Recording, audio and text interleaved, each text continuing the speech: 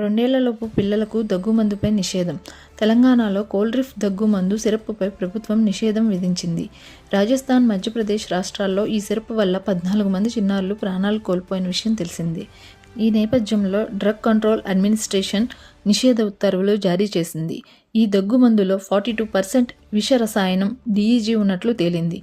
ఇప్పటికే తమిళనాడు, మధ్యప్రదేశ్, రాజస్థాన్, కేరళ రాష్ట్రాలు దీన్ని బ్యాన్ చేశాయి. తాజాగా తెలంగాణలో కూడా కోల్డ్రిఫ్ దగ్గుమందు సిరప్పుపై ప్రభుత్వం నిషేధం విధించింది. తల్లిదండ్రులు మెడికల్ షాప్లో కోల్డ్రిఫ్ దగ్గుమందు సిరప్ను కొనుగోలు చేయవద్దని ప్రభుత్వం కోరింది.